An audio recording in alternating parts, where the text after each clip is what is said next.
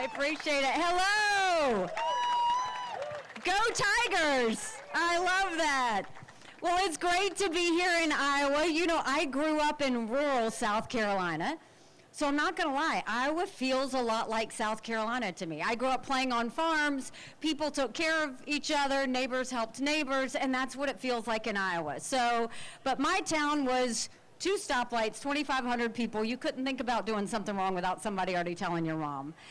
But I want to talk to you now about what's going on in the country and what we think is wrong, and then we're going to open it up for questions. And there's nothing I won't answer. You just may not like my answer, but there's nothing I won't answer. How many of you are okay with $32 trillion in debt? How many are you okay with an open border? How many of you are okay with the fact that our kids are so far behind and they want to keep everything from us in terms of parents knowing what's happening in the classroom? Right? And then how many of you are okay with China infiltrating our country? We've got serious issues, and we have serious problems. We are $32 trillion in debt. We're having to borrow money just to make our interest payments. And let me tell you, I would love to tell you, oh, Biden did that to us. But I've always spoken in hard truths, and I'm going to do that with you today. Our Republicans did that to us, too. You go back and you look at that $2.2 trillion COVID stimulus bill that they passed with no accountability, leaving us with 90 million Americans on Medicaid, 42 million Americans on food stamps. And did Republicans try and make it right? They opened up earmarks for the first time in 10 years, pushing through 7,000 of them in December. Want to know how they spent your money? $30 million on an honors college in Vermont. $10 million to tear down a hotel in Alaska, $7.5 million on horse racing in Arizona. And they just came out with the 2024 budget.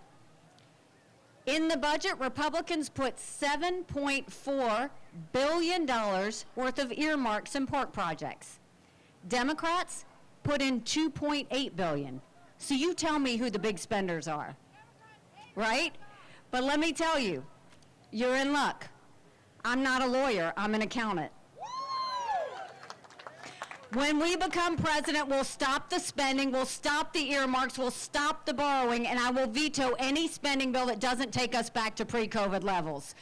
We're going to make sure government works for the people and not the people working for government. We're going to close down our borders, we're going to open up our classrooms, and we're going to make sure we deal with China once and for all. And Iowa is the front line.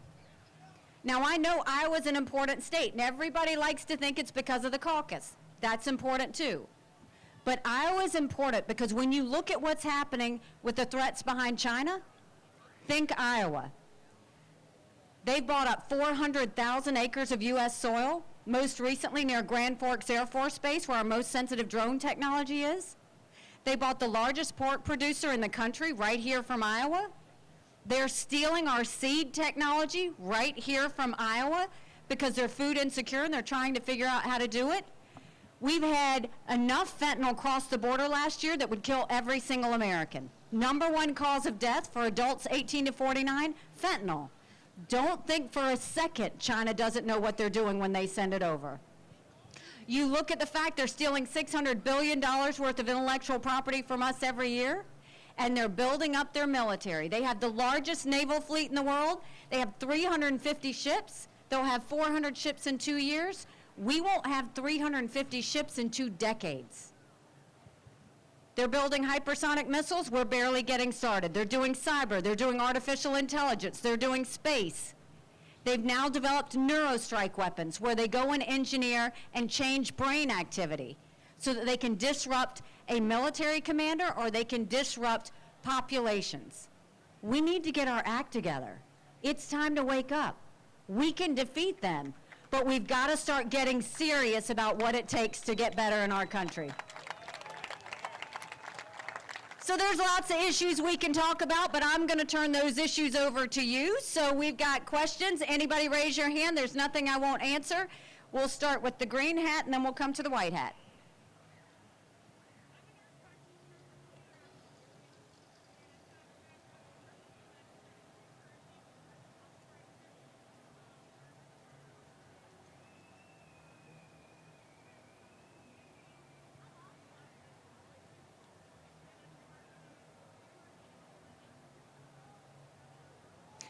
Nurse practitioner, thank you very much. God bless you. And her question was about mental health. Mental health is the cancer America has refused to deal with. 1 in 4 people have a mental health issue. But if treated, they can live a perfectly normal life. The problem is if someone has issues, and we've had a lot since COVID, I know you've seen that, anxiety, depression, stress, there aren't enough therapists. There aren't enough mental health centers. If you don't get treated with mental health, you fall into addiction. There aren't enough addiction centers. And if you happen to be lucky to get one of those things, insurance doesn't cover it. So yes, we have to treat it for the cancer it is. We have to take on mental health for the sake of our kids, for the sake of our parents, for the sake of our veterans who have suffered terribly. Putting them in jail, putting them in a hospital is not where they're supposed to go. Putting them in treatment where they can get therapy is exactly where they should go. Yes, sir, white hat. Yeah, so you were one of our leading voices against gay marriage. I'm curious, how do you think that's made our country worse as it happened, and how does that support anti-trans movements? And so, where did you get that I was against gay marriage? I was? What's your name? Ty. How do you know that I'm against gay marriage? No, but I'm asking. I honestly want to know. What makes you think I'm not for gay marriage? Google is a crazy thing. Get your news from somewhere else. This is what I'll tell you. People should live the way they want to live. I believe in freedom. I believe in making sure that people can live the way they want to live, and I believe that government needs to stay out of the way. How you choose to live your life,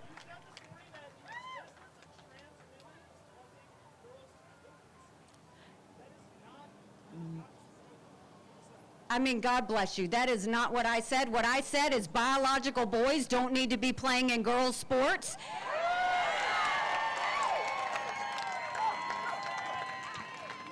What I have also said is the fact that my daughter ran track in high school. I don't even know how I would have that conversation with her. Our daughters should not have to figure out how to deal with a biological boy in their locker room. It's wrong. And I do think that we need to be focusing on the fact that strong girls become strong women become strong leaders. That's where my focus is, and biological boys in their locker rooms doesn't make strong girls. I'll always fight for our girls. Yes, sir.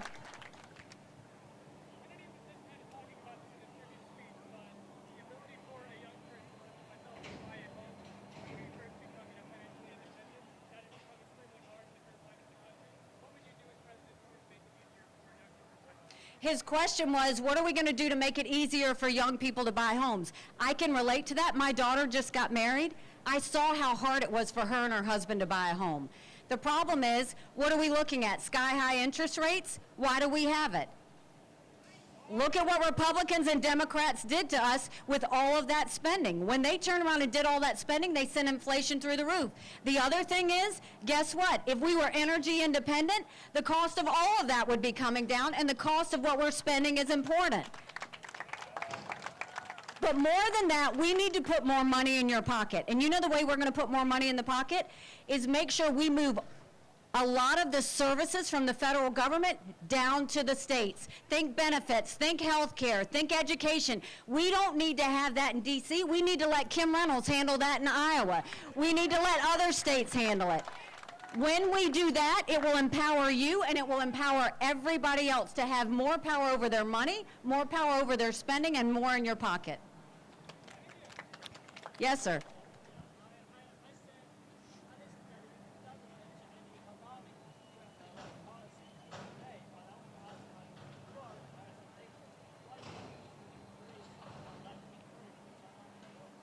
What would I do to help the economy?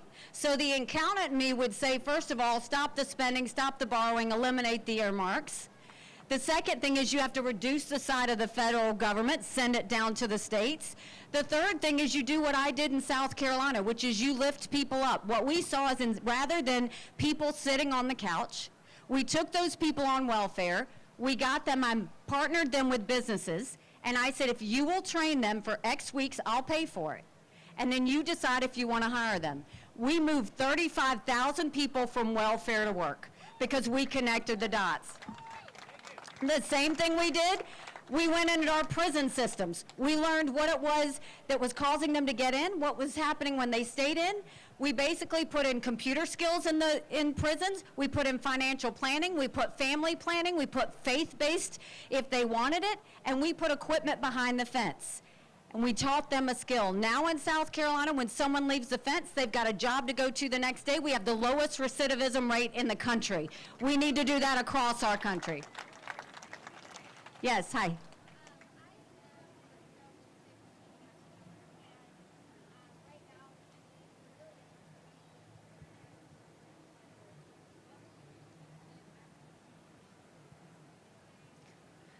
So she was talking about hunger and what will we do to expand access. You know, the first thing we need to do is understand if you take care of your small businesses, they're the heartbeat of your economy, right?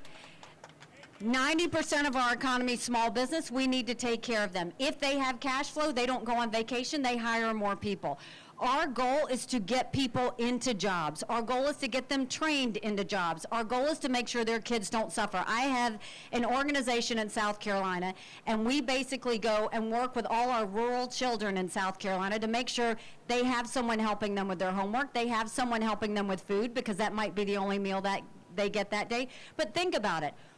If we really wanted to save the children, what we should be doing is looking at the fact that 67% of our 8th graders pre-COVID were not proficient in reading or math. A few weeks ago, over 80% of our 8th graders weren't proficient in history or civics. And last week they came out and said 13-year-olds were at the lowest scores they've seen in decades in reading and math. Something's got to give. We've got to stop all the craziness that's happening in the classrooms and go back to math and science and reading. That's what teachers want to do. Teachers want to teach. We need to let them teach. And so we spend way too much in our education, and we don't get near enough. What I will do is make sure, first of all, we'll go back to the basics when it comes to education. We'll send those education dollars down to the states. We will make sure we have full transparency in the classroom. No parent should ever wonder what's being said or taught to their child in the classroom. We will allow school choice so that parents can decide which schools their kids should go to. And we will start building things in America and put vocational classes back in our high schools so that our kids can learn how to make things. Yes.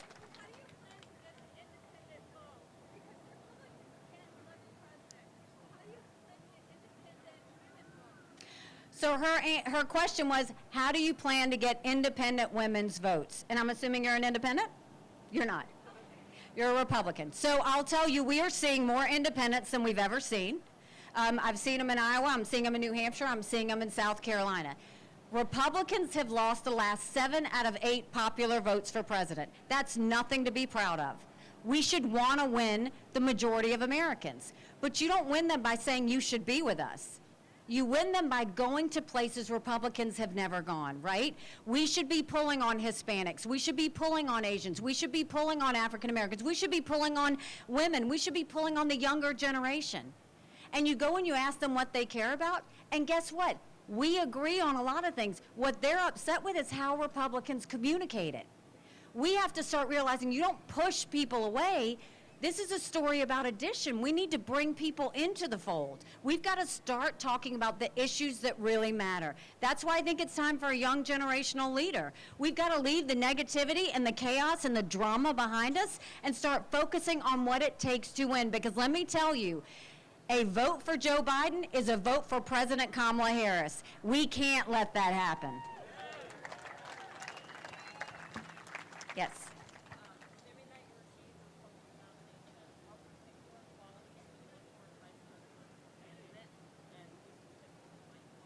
Great. So he said, when I become president, what qualities will I look for in a vice presidential candidate? First and foremost, you want it to be someone who could run the country. I mean, that matters. They have to have leadership ability. They have to have expertise. I'm looking for a partner, someone that will make us stronger. We've got serious issues in this country. We need to make sure we've got all the ammunition we need. So I will make sure I'm not going to go and get somebody because they're a man or a woman. I'm not going to go and get somebody because of their race. I'm going to go get somebody who wants to save this country as much as I do. And while we're on the topic of that, let me tell you, we're going to make sure that we have term limits in Congress once and for all. We're going to have mental competency tests for anyone over the age of 75. And let me tell you, I'm not being disrespectful. Joe Biden thought I was being disrespectful. These are people making decisions on national security. These are people making decisions on our kids' future economy. We need people at the top of their game.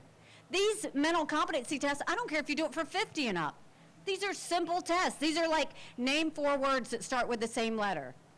Name what town you were born. Name how many grandkids you have. I don't know why you're laughing. I'm just saying. All right, next question. Yes, ma'am.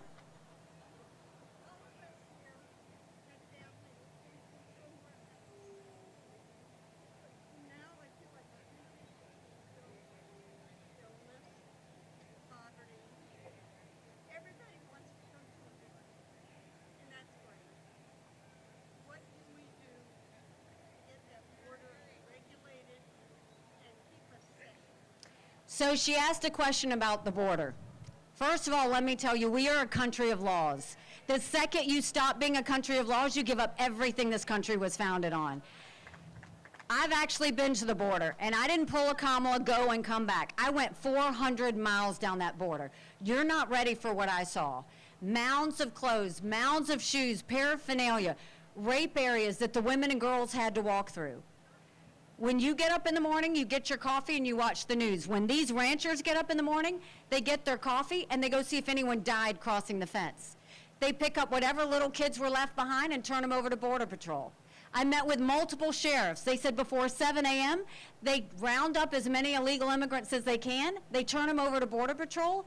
Border Patrol documents them and releases them at their court date years from now. So think about it. You go and you have all of these issues that are happening. Then when I talked to Border Patrol, they said, you want to know what we do? We're glorified babysitters. They don't let us do our job. 5.5 million illegal immigrants have crossed that border. Enough fentanyl has crossed that border that would kill every single American. The way we will deal with it is, first of all, we will defund sanctuary cities once and for all. Instead of the 87,000 IRS agents going after middle America, we'll have 25,000 Border Patrol and ICE agents and let them do their job. We'll go back to the Remain in Mexico policy because guess what? Nobody wants to remain in Mexico. We will, instead of catch and release, we'll go to catch and deport. We have to seal off the border. It's not about whether we want to allow somebody into this country, but we are not, my parents always said they came here legally, they came the right way. My mom says to this day, if they won't follow the laws to come to this country, they won't follow the laws when they get into this country. Yes.